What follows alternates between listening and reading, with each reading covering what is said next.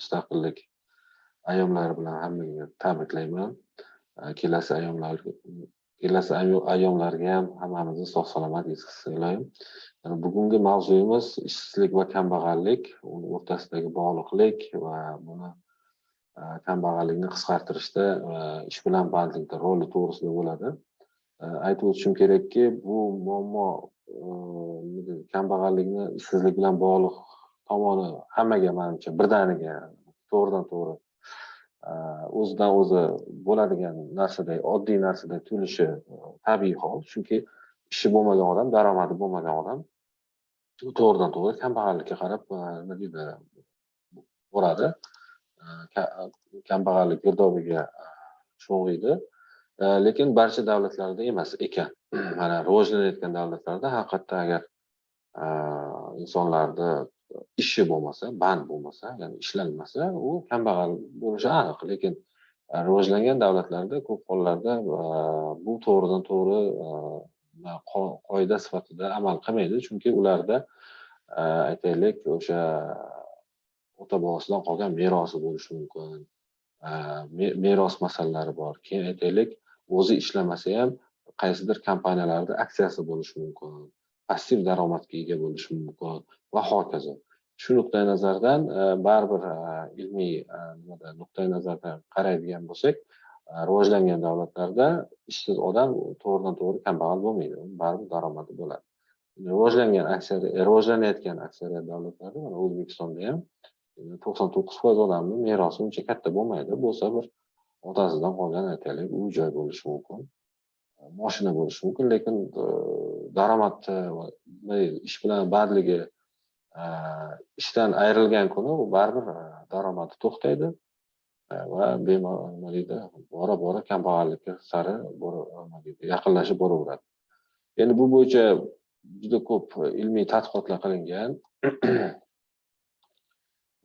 Mana davlat statistika qo'mitasini ham mana ma'lumotlariga asosan kam ta'minlangan uy xo'jaliklarining turmush darajasini yaxshilash uchun 37% odam o'sha uy xo'jaliklarini so'rovnomasidagi qatnashgan odamlar ish bilan ta'minlash kerak deb, demak, 3dan 1 qismidan ko'proq odamlar.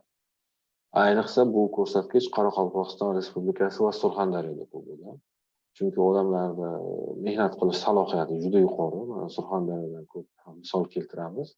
Haqiqatdan odamlar juda mehnatkash, deydi. O'zi bilimi yaxshi, o'z ustida ishlaydigan, tarbiyali, insofli, lekin o'sha ko'p yillar davomida o'sha hududlarda aytaylik, yirik zavod, fabrika qurilmaganligi, nima deydi, tadbirkorlar qatlami kengayib ketmaganligi uchun turli sabablar ham bo'lgan. Mana Surxondaryoda agar kim borib ko'rgan bo'lsa, aytaylik, uzoq yillar davomida tadbirkorlar u yerdan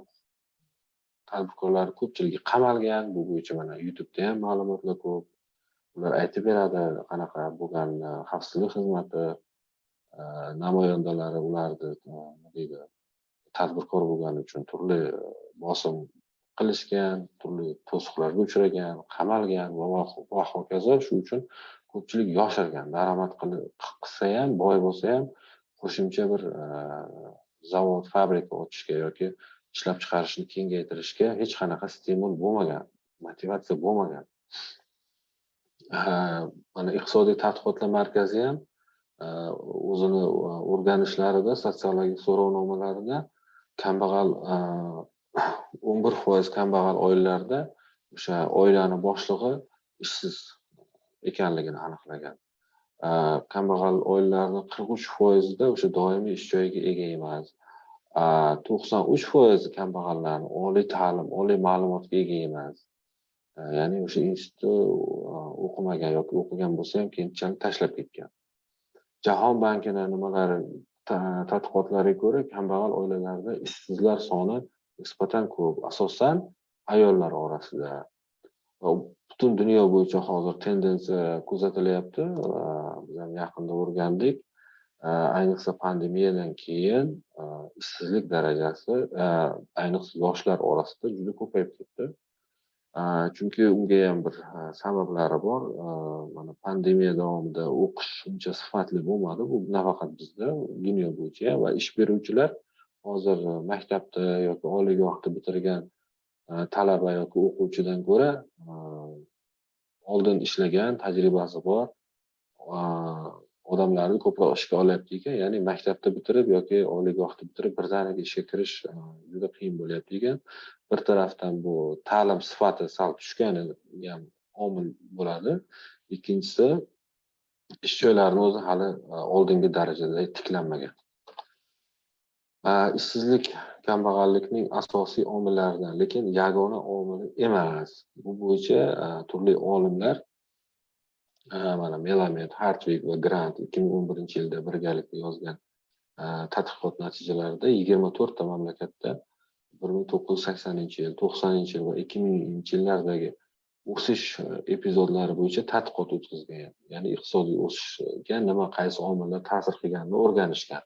Shundan 18 ta mamlakatda ish o'rinlarini oshishi natijasida qashshoqlik, kambag'allik pasayganini ular aniqlashgan. Va bu 24 tadan 18 ta mamlakatda shu narsa kuzatilgan bo'lsa, bu deyarli 75% degani. Shundan 15 ta mamlakatda qashshoqlikni kamaytirish xizmatlarida bandlikning oshishi, 10 ta holatda sanoatning oshishi va sanoatda band bo'lganlarning soni oshishi hamda 6 ta holatda qishloq xo'jaligida band bo'lganlarning oshishi hisobiga ta'minlanganligi aniqlangan. Ko'p holatlarda kambag'al oilalar ish yo'qligidan shikoyat qilishadi. Mana o'zimizda Prezident xalq qabulxonalarining ma'lumotlari asosida, ya'ni o'sha kambag'al oilalar tomonidan eng ko'p arizalar o'sha ish bilan bandlikka yordamlashish, ko'maklashish bo'yicha bo'ladi.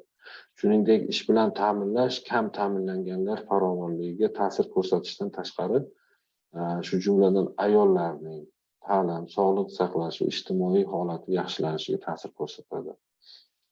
Faqatgina sifatli ish joylari oilalarni kambag'allikdan olib chiqishi mumkin. Bu Jahon bankining tadqiqotlari. Hit va Muborak degan olimlar tomonidan tayyorlangan bangladeshlik ayollarning kiyim ishlab chiqarish sanoatida o'sib borayotgan ish o'rinlarining roli tahlilida ota-onalarning qizlarining maktabda qolish moyilligi katta ta'sir ko'rsatganini aniqlashgan.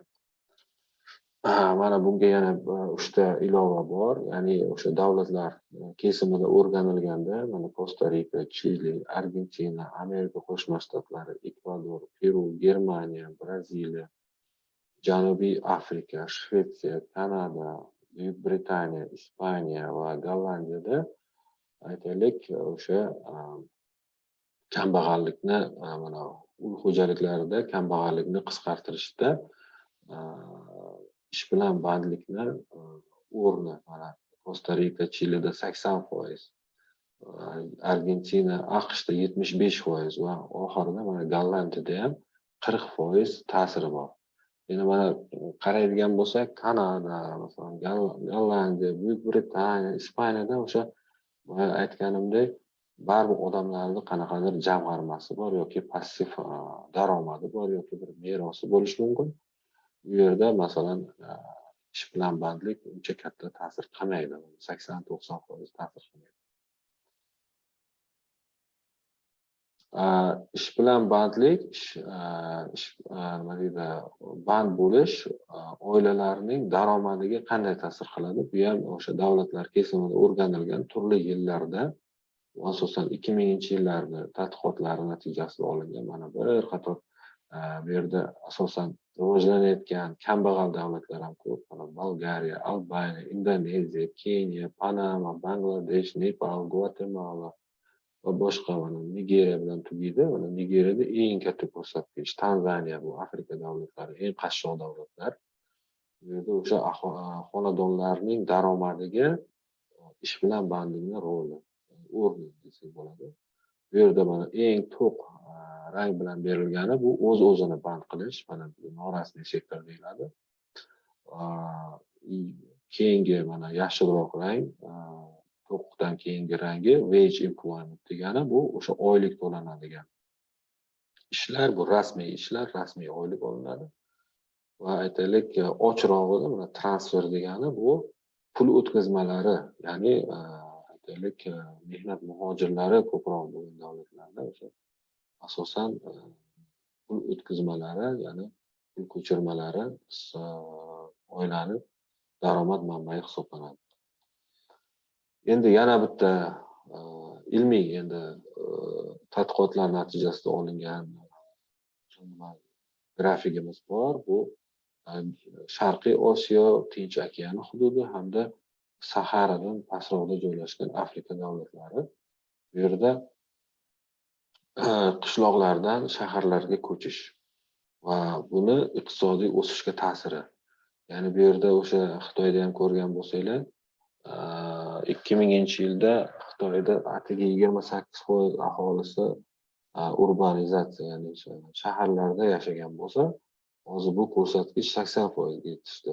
Ya'ni baribir Xitoy ham aholisi juda ko'p. Agar har bir xo'jalik alohida uyda yashasa, alohida hovlisi bo'lsa, uni alohida hammomni isitish kerak bo'lsa, boshqa nima bo'lsa, uni butun Xitoyda aholisini kambag'allikdan chiqarish qiyin bo'ladi va xarajati katta bo'ladi. O'shuning uchun u Xitoy ham avvalambor o'sha urbanizatsiyani eng asosiy omil qilib olgan va aholini, kambag'al aholini ham ish bilan band qilishi mumkin, ham arzon, kam xarajatli yashash sharoitlarini ta'minlash nuqtai nazaridan shaharlarga ko'chirgan. Bu nafaqat Xitoy, mana Xitoy aytaylik 20% dan mana bu yerda 45% bo'lgan. Bu 2010-yilda ma'lumotlari, hozir 80% ga yaqinlashib qoldi. Undan tashqari mana Indoneziyada juda katta, mana qizil chiziq strelka birdaniga shaharlash urbanizatsiya rivojlangan. Malayziyada ham shunday 75% ga yetgan. Tailand, Vyetnam, Afrikada ham xuddi shunday. Aytaylik, bu yerda mana pastdagi chizig'i bu odamlarni kishi boshiga to'g'ri keladigan yalpi ichki mahsulot ulushi, o'sha $2000 mana O'zbekiston ham shu guruhga kiradi. Va mana bu yerda Afrika davlatlarini ham xuddi shu, mana Nigeriyani ham ko'radigan bo'lsak, birdaniga 30% dan 60% ga bu Kamerun ekan. 30% dan 60% ga urbanizatsiya ta'minlangan. Shu joygacha savollar bormi? Savol-javob olishga ehtiyoj bormi? Bu eng qiyin joylar edi, ilmiy joylar edi. Baribir biz ilmiy tadqiqotlarga asoslanib tavsiyalar ishlab chiqamiz. Buni aytib o'tmasa bo'lmas edi. Shu joygacha tushunarlimi, tushunarli emasmi? Savollar bo'lsa marhamat. Savollar bor? Vasila opa qo'l ko'taryaptilar. Manda ko'rinmayapti-da hammani spesiga. Menda nima? Ekranda prezentatsiya qilingan. Vasila opa gapiravering. Qo'l ko'tarmadim. Men klass bosdim, berilgan ma'lumotlarni yaxshiligiga ishora qilib. Bo'ldi. Endi O'zbekistonga kelamiz. Men nimadir bu yerda prezentatsiyamda o'ylayman, qaysidir ma'lumot berdi, to'liq emas shekilli. Keyin to'g'rilab yuboraman. Bizda mehnat bozoriga o'zlaringiz bilasizlar, tug'ilish ko'pligi sababli maktab o'quvchilari, oliy ta'limni bitiruvchilari har yili ilgari 500 ming kishi kirib kelayotgan bo'lsa, mana oxirgi yillarda 600 ming, 700 ming kishi to'laqonli mehnatga yaroqli fuqaro mehnat bozoriga qo'shilmoqda. Mehnat bozorimizni o'zi hajmi qancha? Kim ayta oladi? Bizda ish bilan band aholi soni qancha qismni tashkil qiladi? Taxminan. Katta 15 millionga yaqin Bobur aka yozibdilar. To'g'ri, shu 14 million edi, 15 million kishiga yetdi. Endi 35 million aholidan 15 million kishi mehnat bozorida faol.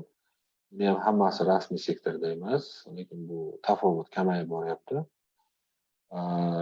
Va har yili aytaylik bu mehnat bozoriga yana 700 ming kishi qo'shilayotgan bo'lsa, 370 mingta ish o'rni yaratilyapti. Buni aytib o'tishimiz kerak, yana mehnat bozoridan chiqib ketayotganlar ham bor. Ya'ni pensiya yoshiga yetib chiqib ketayotganlar bor, kirib kelayotganlar bor va ishga joylashayotganlar bor va afsuski anchagina qismi baribir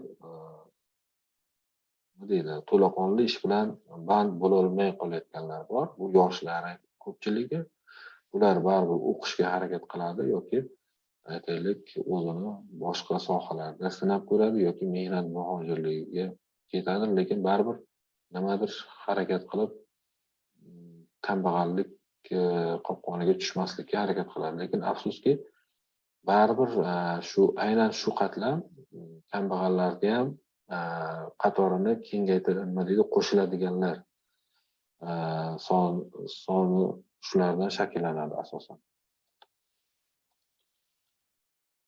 Mana bor ekan. Ijtimoiy himoya nuqtai nazaridan O'zbekistonda ijtimoiy himoya tizimi 600 mingdan ortiq odamni qamrab olgan. Yevropada ishsizlarning AQShga nisbatan 2-3 barobar ko'pligi ijtimoiy himoya tizimi bilan tushuntiriladi. Bu yerda nima demoqchi? Bizda ijtimoiy himoya dasturlari baribir hamma ehtiyojmand qamrab olmaydi. Chunki aytaylik, ba'zi bir tumanlarda, og'ir tumanlarda aytaylik 70% gacha odamlar baribir ishsiz bo'lishi mumkin. Rasmiy daromadi bo'lmasligi mumkin, lekin ularning hammasini aytaylik ijtimoiy himoya dasturlari bilan qamrab olinsa, aytaylik, ularda stimul bo'lmaydi, motivatsiya bo'lmaydi.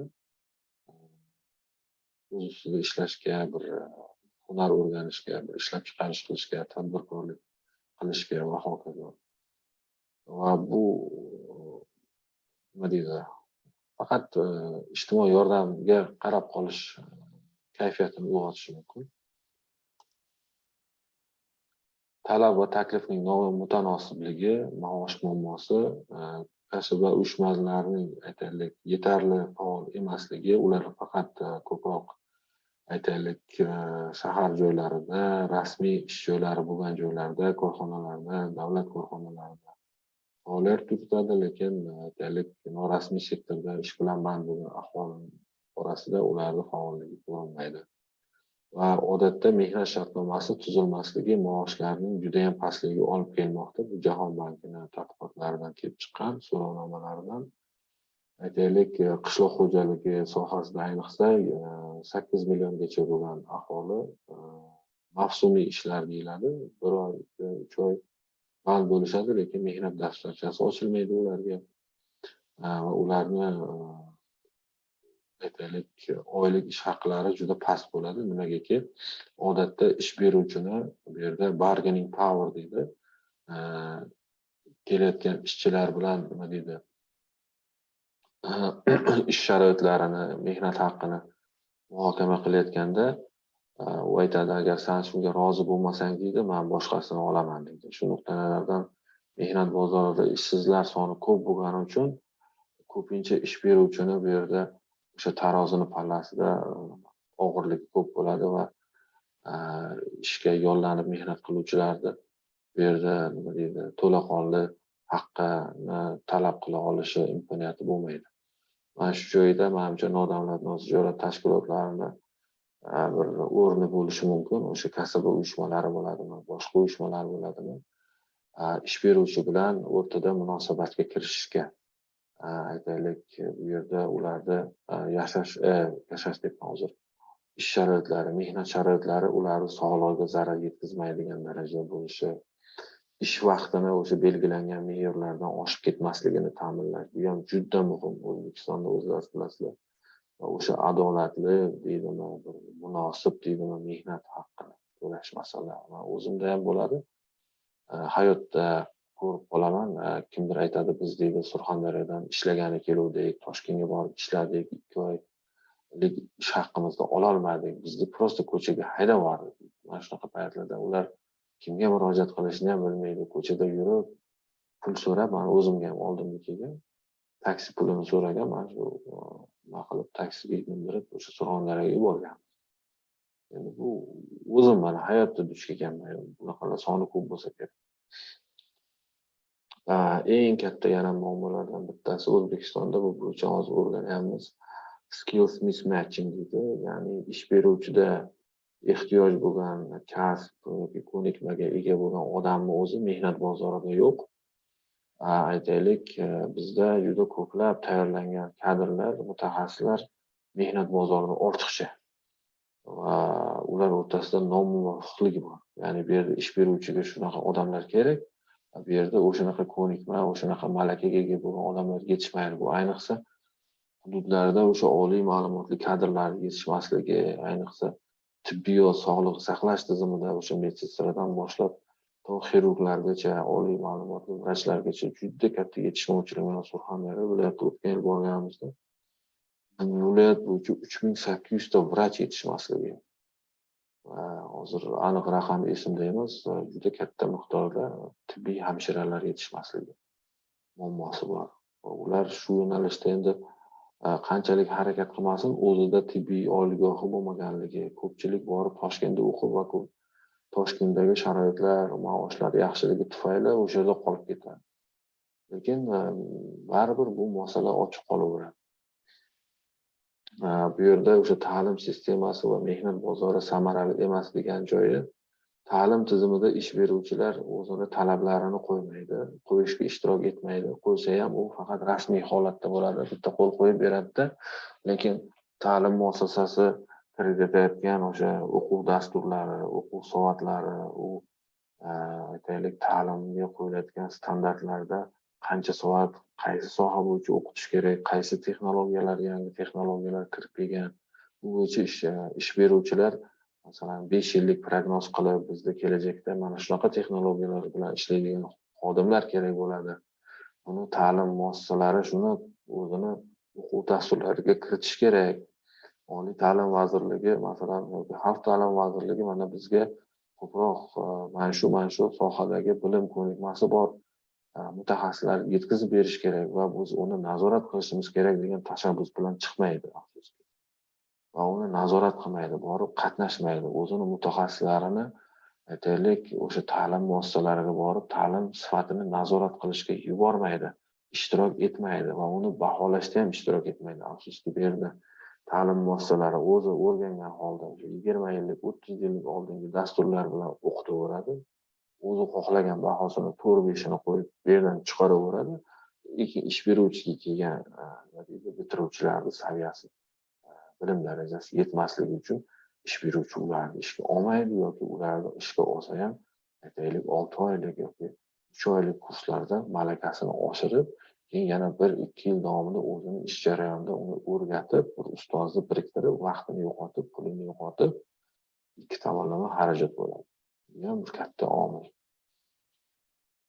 Informatsion asimetriya bu degani bizda afsuski Toshkent shahridan tashqarida men o'zim masalan ba'zida naqd ko'raman, OLX.uzdan yoki Ishbor.uz yoki boshqa saytlardan viloyatlarda o'sha ish beruvchilarni nimalari yo'q. Qanaqa vakansiyaga ehtiyoj bor, bu vakansiyaga qo'yiladigan talablar nimalardan iborat, umumiy ilmiy tilda aytganda mehnat bozori infratuzilmasi deydi yoki o'sha aytaylik ish bilan ta'minlaydigan agentliklar faoliyati juda sust va ular to'g'risida ma'lumotlar juda kam. Agar mabodo bironta viloyatda bo'lsa, menga aytsanglar, men uchun yangilik bo'ladi. Balki hozir raqamli texnologiyalar juda rivojlanib boryapti, ayniqsa pandemiya juda katta turtki berdi, balki bordir. Lekin men shu paytgacha Toshkent, Samarqand va boshqa yirik shaharlardan tashqari boshqa joyda bunaqa ma'lumotlar borligini ko'rmadim. Yoki bormi? Kimda qanaqa fikrlar bor? Hozir bor. Assalomu alaykum. Assalomu alaykum. Hozir masalan Surxondaryoda mana Telegram kanallarda har doim e'lon berilib turadi. Har doim masalan qanaqa vakantlar bor, qanaqa joyda ko'proq mana xalq ta'limi yo'nalishida, umuman hamma yo'nalishda. Maktablarga o'qituvchilar kerak deydi. Ha, oxirgi paytlar boshqa yo'nalishlarda, masalan boshqa yo'nalishlarda hozir juda ko'p mana e'lon beriladi. Qanaqa nimalar kerak, hujjatlar topshirish kerak, kimga murojaat qilish kerak, hammasi shu onlayn tarzda. Hozir ko'p menimcha Surxondaryoda lekin bular rasmiy emas, litsenziyasi yo'q, veb-saytda emas. Bu Telegramda nima deydi, yozgani bilan aytaylik, u darrov ish joy yopilgan bo'lsa ham o'tiraveradi-da, keyin odamlar yana telefon qilaveradi. U mana onlayn bir yaxshi bir platformasi yo'q-da menimcha. Lekin to'g'ri, platformasi yo'q. Lekin urinishlar bo'lyapti, harakatlar bo'lyapti. Bu ham bir katta bozor o'zi. Biz hozir mumkinmi gapirsam? bemalol gapir. Biz hozir mana shu nima murojaatlar platformasini yaratyapmiz. Deno 404 ayollar uchun yaratyapmiz. Har bir ayol qanday murojaat bo'lsa, qanaqa masalada ish o'rni ochish bo'yicha, ish bo'yichami, bandlik bo'yichami, sog'liq bo'yichami 19 ta tashkilotlar bilan platformani o'rnatishga kelishib oldik.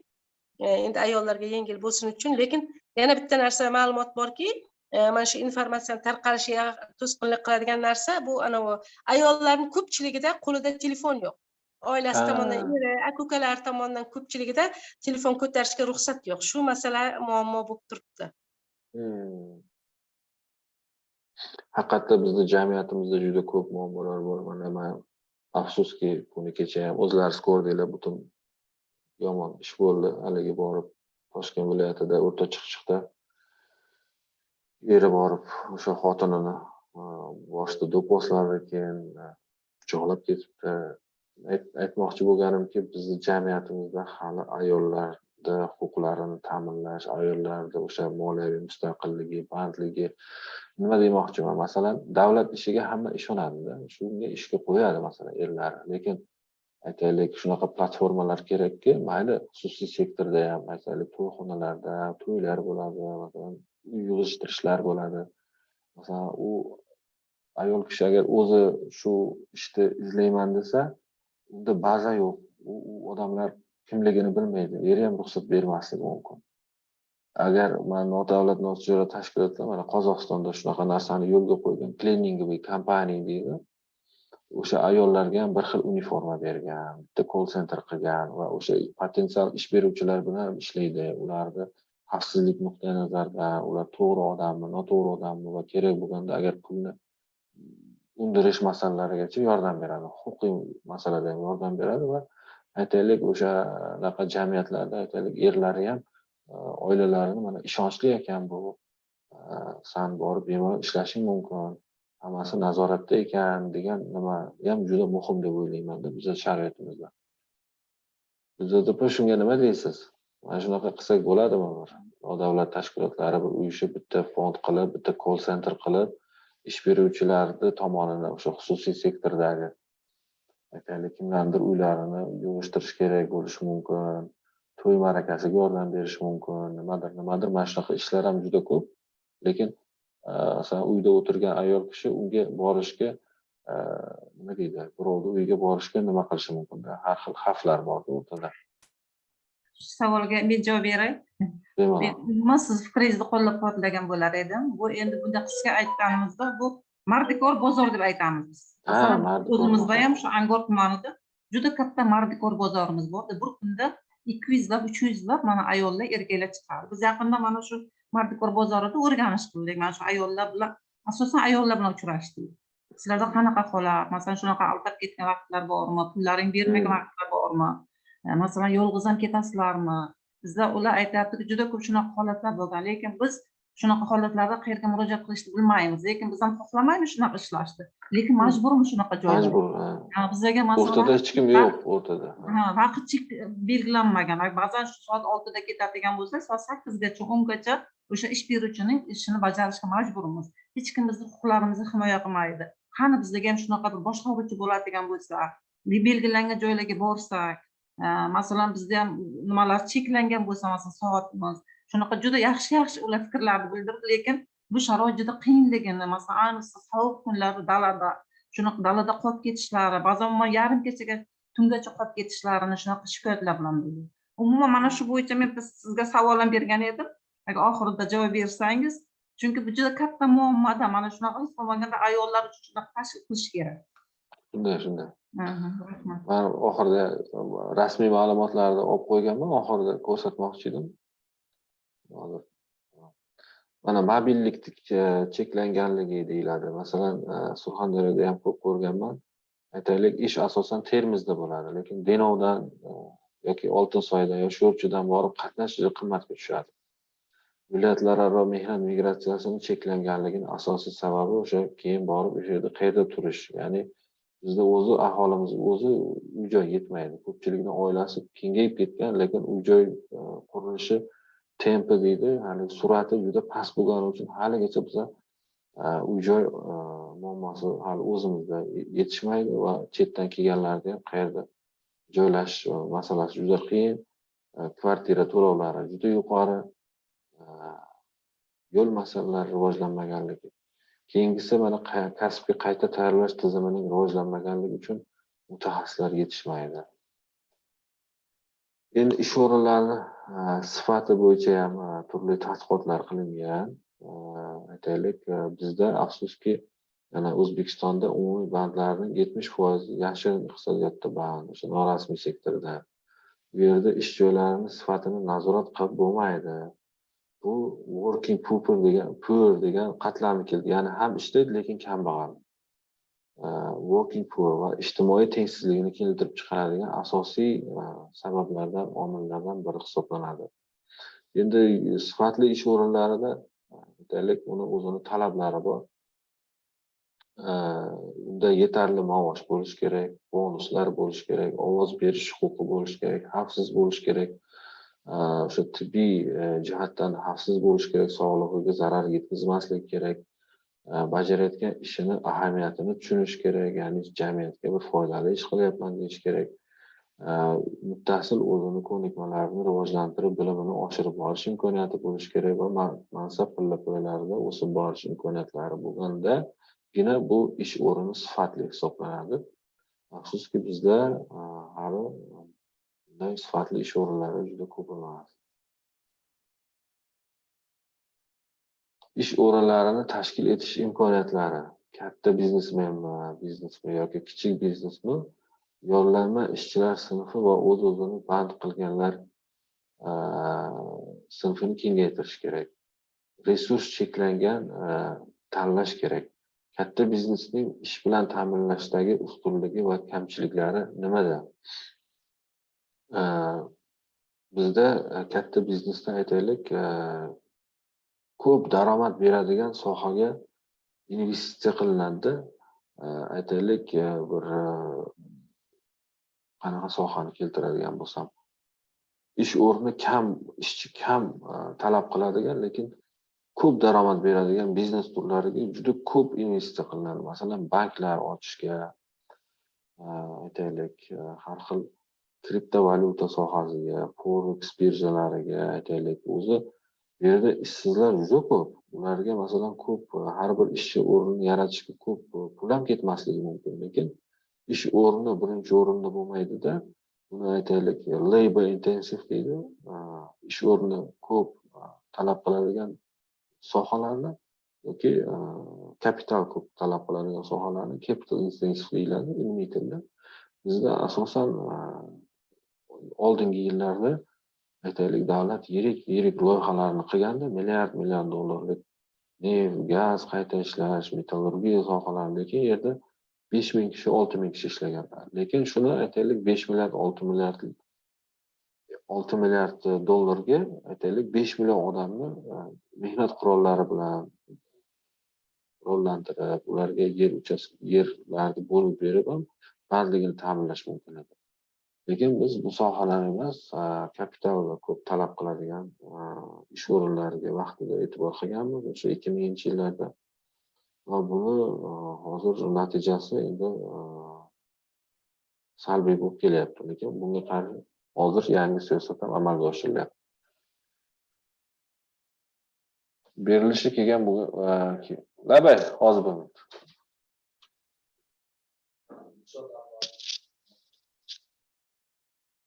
Hozir.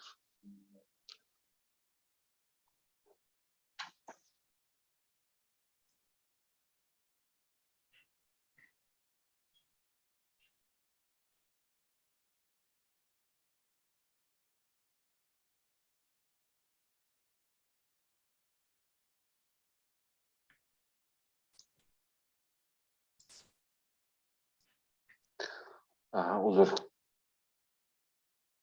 Berilishi kerak bo'lgan asosiy savollar. Shu joygacha savollar bormi?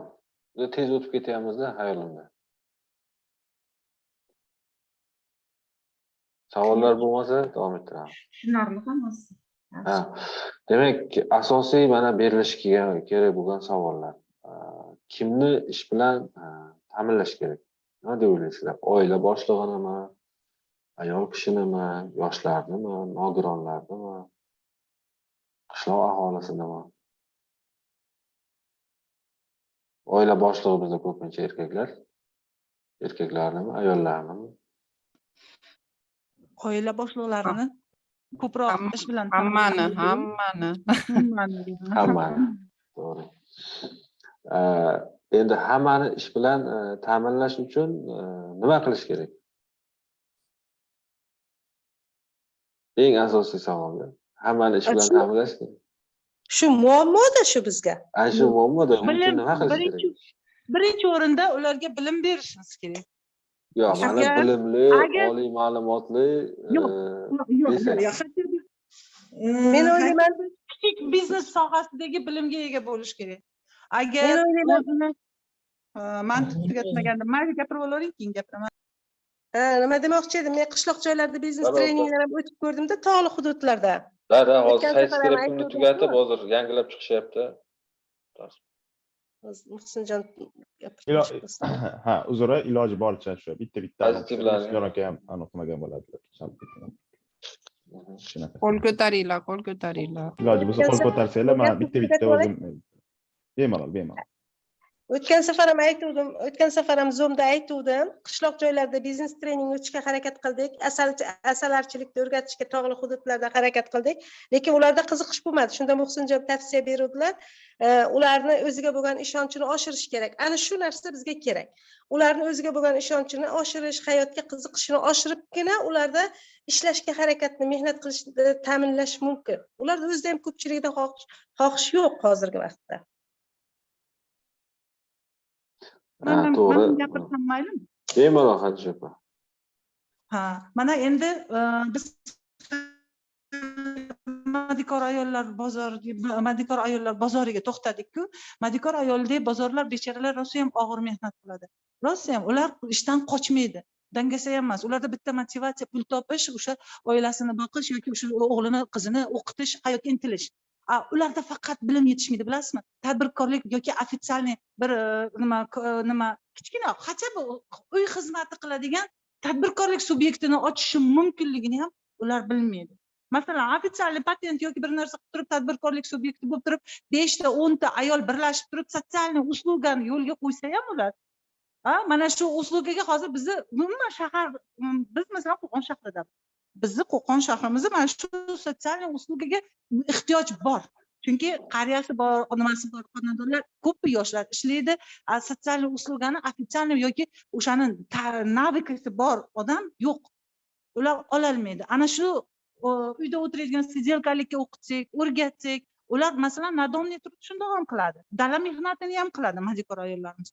Faqat o'zini o'sha Trudovoy kodeksdagi haq, huquqi, qonun qoidalarini o'rgatib turib ularga o'sha tadbirkorlik qilsang, sen yana boshqa ayollarda ham nimasini xavfdan saqlab qolasan degan nimani o'rgatsak agar ularga, bu situatsiyadan chiqib ketamiz degan umiddaman. Aha, Bobur begam qo'l ko'tardilar. Assalomu alaykum hammaga. Eshitilyaptimi? Ha, eshitilyapti. Shu tadbirkorlik oxirgi 5 yildan beri tadbirkorlikka hamma yopishib oldi, qiladigan boshqa ish yo'q deb men o'ylayman. Tadbirkorlik bu vihid emas. U hamma tadbirkor bo'lib ketaversa, mana ham Muhsinjon aka ham, Gulnor opa ham, Davron ham hammamiz tadbirkor bo'lsa, kimdan nima narsa oladi? Puli yo'q bo'lsa odamni. Bu samozanятость bo'lmaydi-da, samozanятость boshqacharoq bo'ladi. Davlat tomonidan berilayotgan samozanятость bor. O'zini o'zi taksilik boshqa qilib boqiladi, boshqa qiladi, dehqonchilik qiladi. Hamma narsaning o'zini chek-chegarasi bor-da. Hozir bularning fikri yaxshidir, qishloq joyda ham tadbirkorlikni rivojlantirish, lekin bitta notarafi bor. Qishloq joydagilar ko'pincha o'zlari yetishtiradi hamma narsani. Faqatgina perva neobxodimый, misol uchun kerak bo'lgan narsalarni shahardan olib ketishadi. Qolgan hamma narsa o'zligida bor ularning. O'sha bizga o'xshab, shaharlarga o'xshab zo'r qolib ketgan joyi yo'q-da, qachon pomidor keladi, qachon meva chiqar ekan deb kutib o'tirishmaydi ular. Shuning uchun men o'ylayman, shu samozanятость bilan faqat tadbirkorlik bilan ish bitib qolmaydi-da. Misol uchun bitta Jizzaxning misolida bitta meni mahallamda, bitta ko'chaning o'zida 8 ta magazin bor produktoviy. 8 ta produktoviy magazin, tasavvur qilyapsizmi? Endi mana hozir buni tepada yuqorida hamkasblarimiz aytishgan gapda, tadbirkorlik qilaversa hamma kim nima oladi? U bechoralar hozir u bechora tadbirkorlar ham man hozir gapirib olay, keyin kommentariyangizga javob beraman. Xo'p, kim bo'lsa ham. U bechoralar ham keyin nima qilishadi? Daftarcha qilishadi. Qavat daftari borda, hammani qarzi bor. Lish bu klientura menga kelsin, qarzga bo'lsa ham bir oydan keyin bersa ham deb o'tirishdi. Shuning uchun men birinchi o'ylaymanki, shu birinchi o'rinda davlat, birinchi o'rinda. Picha mana bunaqa sitilar qurgandan ko'ra, mana bu har xil tekstilniy fabrikalar qurib berish kerak, потому что bizda paxtachilik rivojlangan. Har xil mana bu ishlab chiquvchi zavodlar qurish kerak. Хотя бы hamma joyda частныйga berib yubormaslik kerak, sababi davlatning majburiyati odamlarni ish bilan ta'minlash. Kimdir oliy ma'lumot yo'q. Haja oliy ma'lumotlar ham taksirlik qilib yuribdi, diplomatda o'qiganlar ham. Bo'ldi, tushundim. Yana boshqalar ham eshitamiz, keyin o'zim fikrimni aytaman. Hozir Muhsinjon aka mana shu yerda bitta nimani aytib ketay. Tadbirkorlik deganda faqat ishlab bir mahsulot yetishtirish yoki buni nazarda tutmayapman. Men yangi sohani gapirdim. ijtimoiy xizmatlarda aytdim. Bizda shahar joyida ijtimoiy xizmatlarga muhtojlik bor. O'sha bozor paydo bo'lgan. Ana shuning uchun mardikor ayollar bozori paydo bo'lgan. Ular mardikor ayollar men ertaga borib bitta narsa uyida tikib chiqsin demayapman. Ular ijtimoiy xizmatlarda o'rgataylik. O'sha ijtimoiy xizmatlarda ofitsialniy ishlasa, u ham tadbirkorlik bo'ladi. Har bir ayol o'zi qonida, bizda Qo'qonda hamma tadbirkor. Kechirasiz, hamma tadbirkor. Shuning uchun Qo'qonda hatto zavod fabrika ishlamasa ham shunaqa o'zi eplaydi. Samozaynsiz bor. Jizzax bilan Qo'qonning situatsiyasi boshqachadir. Prosta men aytmoqchimanki, endi tadbirkorlik deganda bitta ishlab chiqarishga urg'u bermaylik demoqchiman. Rahmat. Yana kimdadir kommentariy bormi? Men anaqa gapirmoqchi edim. Mana hozir tadbirkorlar haqida gap ketdi. Umuman olib qaraganda rivojlangan davlatlarda qanchalik tadbirkorlikda ulushi katta bo'lsa, o'sha davlatlarda rivojlanish katta. Qanchalik masalan xususiy mulkchilik deymiz, tadbirkorlik deymiz, o'sha bizning davlatimizning rivojlanadigan bo'lsa, albatta ish o'rni ham bo'ladi, o'sha rivojlanadi ham, yana o'sha boshqa tomonlardan hammasi yaxshi bo'ladi. Albatta tadbirkorlar ko'paytirishimiz kerak. Bu joyda haqiqatgina biz hozir 5 ta 10 ta do'kon savdo-sotiq deb aytyapmiz. Savdo-sotiq emas, boshqa sohani ham rivojlantirish kerak. Xizmat ko'rsatish, ishlab chiqarish. Masalan, bizda nima ko'p? Faqat qayerga qarasangiz, savdo. Bu yoqdan oladi, bu yoqqa sotadi, bu yoqdan oladi, bu yoqqa sotadi. Unda rivojlanmaydi davlat hech qachon. Ko'proq ishlab chiqarishda, xizmat ko'rsatishda, yangi turlarda ko'proq ko'paytirish kerak. To'g'ri. Odamlarimiz tayyorlash kerak tadbirkorlikka. Hozir men Xadicha Xonning fikrlariga qo'shilaman. Lekin shunaqa 5 ta 10 ta ayol birlashib bitta tadbirkor subyekti tashkil qilish mumkin. Lekin o'shani boshqarish sistemasi qiyin. O'shaga hali ayollarimiz tayyor emas. O'shani o'rganib oladigan bo'lsa, bemalol keyin o'shani yetaklab keta oladi. Ko'proq shu tomondan biz yordam berishimiz kerak. Rahmat. To'g'ri. Gulnora opa qo'shilaman fikringizga. Ikkita tomon eshitdim. Ikkala tomon ham haq. Faqat buni etaplariga agar bo'ladigan bo'lsak, men bitta misol keltiraman. Bundan 10 yilcha oldin Italiya bosh vaziri Silvio Berlusconi o'sha payt Rossiya prezidenti Dmitriy Medvedev bilan bir muloqot qilganda xalqaro Davos forumida Medvedev aytganki, Rossiya juda boy, eng boy davlatlardan bittasi deganda, Silvio Berlusconi aytgan, nimaga bor degan. Bizda shuncha gaz bor, neft bor, yer bor, o'rmon bor deganda, Silvio Berlusconi aytgan, yo'q degan, asosiy boylik bu tadbirkorlar degan. Manda degan 5 millionta italyan tadbirkorlari bor degan. Endi boylik nimadan keladi? Resurslarni sotishdanmi, mehnatdanmi?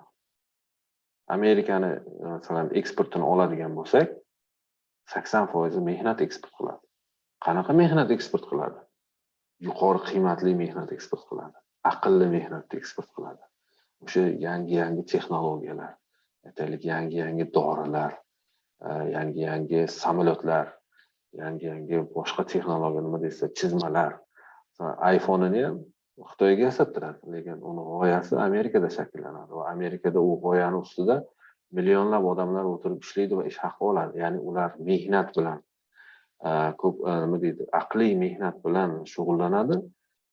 Boshqa davlatlar o'zini ekologiyasini buzib, aytaylik, o'sha narsalarni ishlab chiqarib, o'zini tabiiy resurslarini ishlatib, bularni tovarlarini ishlab chiqaradi va asosiy foydani ham Amerika oladi. Masalan, Amerika emas, rivojlangan davlatlar ham xuddi shunday.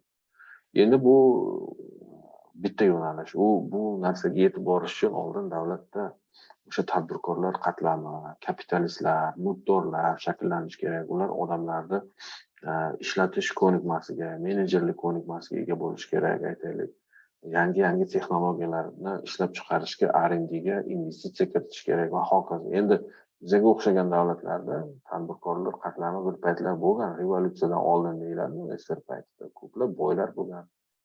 Ularni qatag'on qo'ygan, ularni ko'pchiligi chiqib ketgan davlatdan, ular sarmoyador bo'lgan, ularning hozir ko'pchiligi Saudiya Arabistonida ham yashaydi, Turkiyada ham yashaydi, Pokistonda hatto buxoriylar bor. Lekin bizda hozir mana 90-yildan keyin mana erkinlik berilgandan keyin davlat xohlayapti shu qatlamni chiqarish kerak. U uchun soliqlarni kamaytiryapti, subsidiyalar beryapti, turli yengilliklar qilinyapti, harakat bo'lyapti. Lekin shu bilan birga bizda o'sha oldingi sotsialistik iqtisodiyotdan qolgan katta-katta korxonalar bor, juda og'ir, ular o'zini yo'lini topib ketolmagan, ularning mahsuloti raqobatbardosh emas, lekin ularda ham qanchadir minglab odamlar ishlaydi. Mana shunaqa og'ir paytdan ketyapmiz. Endi bu uchun mana aytaylik, mayli 8 ta do'koni bo'lsin, 20 ta apteka bo'lsin, lekin bularni bosqichma-bosqich agar rivojlanishini qaraydigan bo'lsak, sekin to'g'ri hammasi birdaniga boyib keta olmaydi. Chunki bitta agar do'kon bo'lganda shu ko'chada u boyib ketadi. Endi shu boylikda 8 taga bo'linyapti.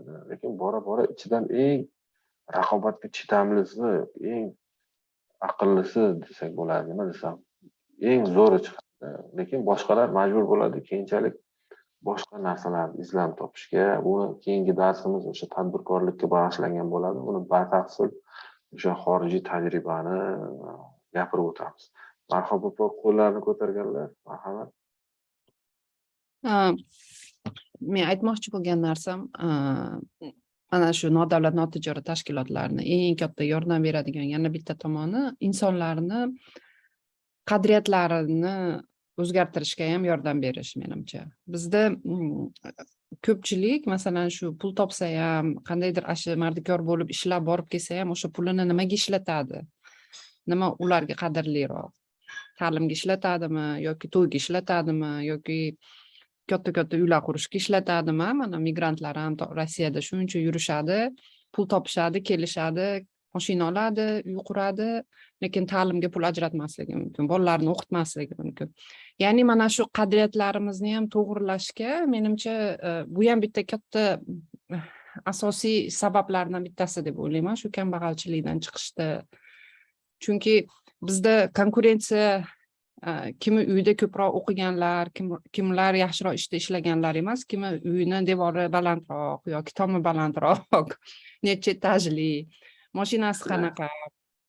O'shanga qarab ketib qoladi ba'zida. Ya'ni insonlarni shu qadriyatlarini qandaydir bir o'zgartirishimizga, yangicha fikrlashga, qanaqadir bir insonlar kapitalini mana siz aytgandek oshirishga qaratiladigan narsalar biz oilada o'zi yetmaydi o'sha narsa deb o'ylayman. Mana shu oddiy ovqatlanishda ham. Agar birinchi leksiyada ko'rgan bo'lsangiz, ya'ni mana shu narsani o'zgartirishda menimcha juda ham shu nodavlat notijorat tashkilotlarini o'rni katta deb o'ylayman. Agar sizlar shu yig'ilishlarda shu haqida ko'proq gapirsanglar, mana shu ayollar bilan ishlaganda, umuman qishloq aholilariga ham borganda o'rgansanglar ularni sabablarini-da va nima qadriyati, nima ularni, nimaga e'tibor berishadi.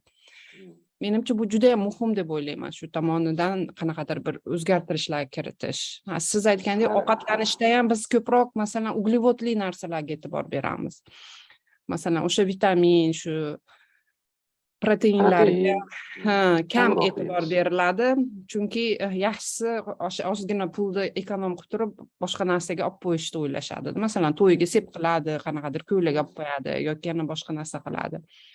Shu tomonlar ham menimcha katta foiz qanaqadir bir rol o'ynasa kerak deb o'ylayman-da, shu oilaning ichida.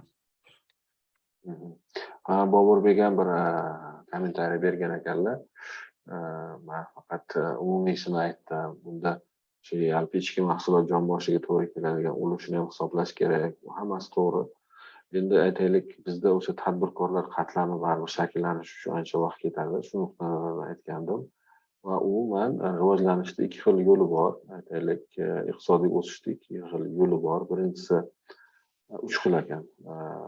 Bu xom ashyoni sotish, agar katta davlatlar, Rossiyaga o'xshagan davlatlar bo'lsa, ular faqat gaz, neft sotib, uni foydasidan o'zini ta'minlab kelyapti, nimadir rivojlanish ham bo'lyapti.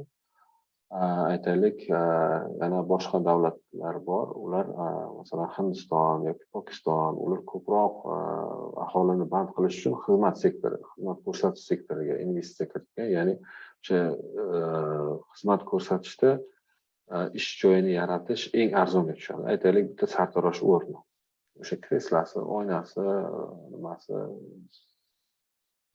bosh yuvadigan o'sha sanusivi, aytaylik, feni, tarog'i, qaychisi borsa $2,000–2,500 aylanadi. Aytaylik, zavodda bitta ishchi o'rni yaratish, bu $100,000 ham yetmasligi mumkin.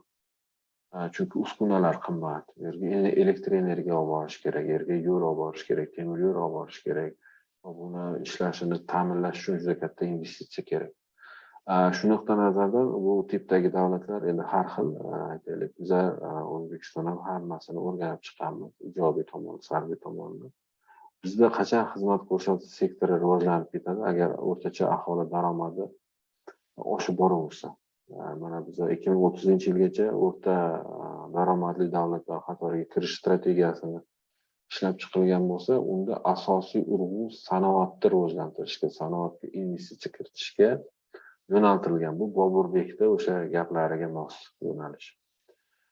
Davlat bu sohani ham rivojlantiradi, aytaylik, va sanoatdan keyinchalik yaratiladigan o'sha daromad jamiyatda boshqa ishtirokchilarga ham ikkilamchi nimada taqsimlanib boraveradi. Masalan, bitta misol, men o'zim 2005-2009-yillarda Samarqandda Kenab zavodida ishlardim. Boya aytganimdek, bizda 1000 kishidan ziyod, 2000 kishiga yaqin odam o'sha atrofda o'sha zavodda ishlardi, lekin atrofdagi barcha sartaroshxona bo'ladimi, do'konlar bo'ladimi, oshxonalar bo'ladimi, hammasi bizani oylik olishimizni kutib turardi. Agar bizani oyligimiz, maoshimiz aytaylik kech qoladigan bo'lsa, bularda ham krizis boshlanadi. Ular borib tovar olib kela olmaydi, magazinlar huvullab qolardi. Agar biz oylik oladigan bo'lsak, butun shu atrofdagi hamma kichkina korxonalar, nima deydi, magazinlar, do'konlar, oshxonalar, kafelar, bog'chalar, hattoki ularga ham pul kirib keladi. Mana shu tizim hamma joyda universal, u amal qiladi. Faqatgina o'sha xizmat ko'rsatishni ko'paytirishdan foyda yo'q, chunki mahsulot yaratilishi kerak. Bu bo'yicha mana Bobur akamiz bilan biz iqtisodchilar ham shu fikrdamiz.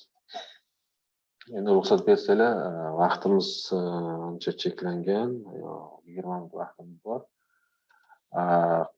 Tushunmagan joy chiqib qolsa, bemalol savol berib to'xtatishlaringiz mumkin. Men faqat tezroq buni qolgan materialimizdan tezroq aytib ketishim kerak. Ish joylarini yaratish uchun investitsiyalarni qayerdan jalb qilish kerak? Bu davlat investitsiyasimi, xususiymi, xorijiy investitsiyalar bo'ladimi? Aholini yoki mehnat muhojirlarini mablag'larimi, kreditlarmi, xalqaro tashkilotlar? Endi bu yerda hammasi o'zi aytib qo'yilibdi, lekin ustuvorlik qaysiga berish kerak? Sifatli ish o'rinlari qanday bo'lishi kerak? Buni biz batafsil aytib o'tdik. Bundan oldingi slaydimizda bor edi. Qaysi tarmoqlarda ish o'rinlarini yaratish kerak? Qishloq xo'jaligidami, sanoatdami, xizmatlardami, qurilishdami? Mana menimcha bunga savolga javob berdim. Qaysi sohalarda ish o'rinlarini yaratish kerak? Kapital sig'imli yo mehnat sig'imli, fermer yoki dehqon?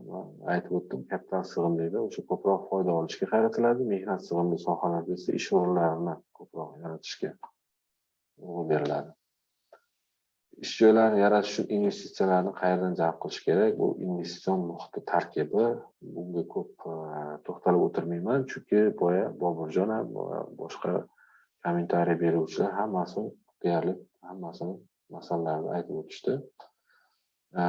Kimni ish bilan ta'minlash kerak? Kambag'al kim?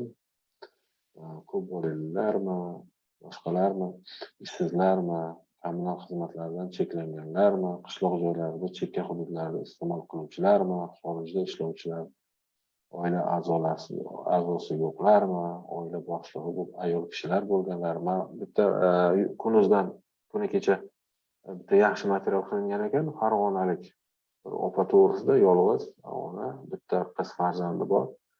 O'sha korzinka supermarket oldida gul sotarkanlar, yana hovlilarida ежевика, malina terib sotarkanlar. Shuni menga nimasi juda yoqdi, ham inson sifatida, ham o'zlari mana oxirida aytiladi, umra safariga ham ketibdilar, shu pullarni orttirib. Juda havas qildim, juda bir farishta sifat, haqiqiy o'zbek ayoli timsolini ko'rdim shu orqali. Juda ta'sirli chiqqan. Tavsiya beraman, kunimizda kecha chiqdi menimcha.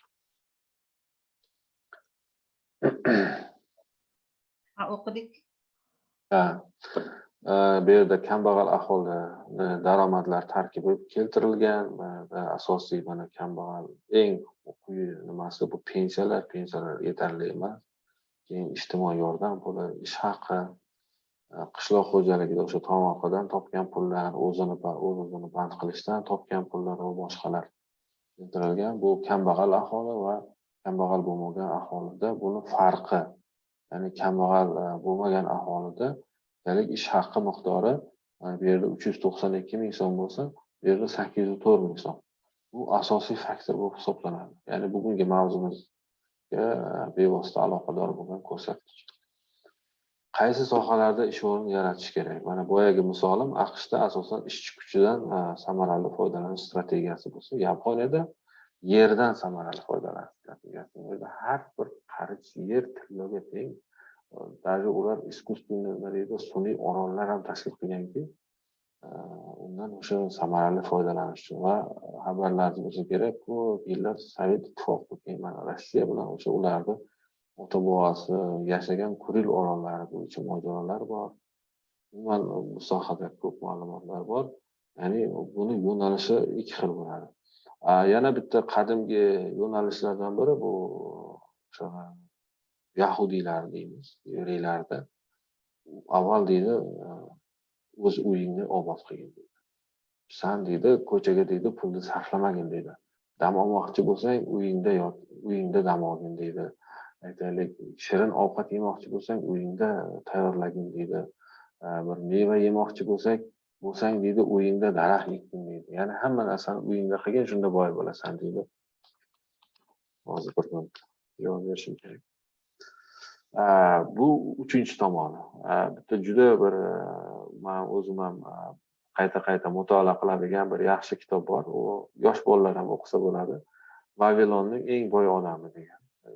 Ko'zda tushgan bo'lsa, Asahi Books kompaniyasi ham o'zbek tiliga o'girgan. Juda oddiy o'sha qoidalar bor.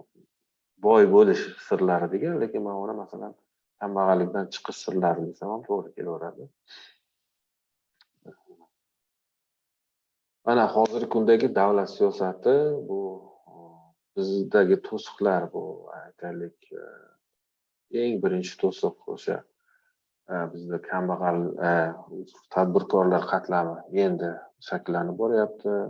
Geografiy joylashganimiz katta bozorlarga chiqish xarajati juda yuqori. Bizda o'sha moliyaviy resurslar cheklanganligi, tadbirkorlar qatlami keng emasligi va afsuski aholimiz o'sib boryapti, mavjud bo'lgan infratuzilma yetmayapti. Uni qanchalik remont qilmaylik, ko'p pul sarflamaylik, lekin baribir unga yana ehtiyoj ko'p. Elektr energiyaga, issiqlikka, energiyani boshqa turlariga, suvga ehtiyoj oshib boryapti, aholi oshib boryapti. Inson kapitali sifati aytaylik juda yuqori emas. Raqobatga chidamayapti. Mana muhojirlar Rossiyaga yoki boshqa davlatlarga borganda o'sha yuqori intellektual ish talab qiladigan sohalarda ishlaydiganlar ko'p emas. Yildan yilga oshib boryapti programmistlarimiz, boshqa sohadagilar, lekin umumiy miqdorda olganda yetarli emas. Ba'zi mana institutlarning ishlamasligi, kambag'allikni qo'llab-quvvatlash bo'yicha mana yo'nalishlari bo'yicha mana istiqbolli loyihalar qilinyapti, kambag'allikni qisqartirish bo'yicha turli dasturlar qilinyapti.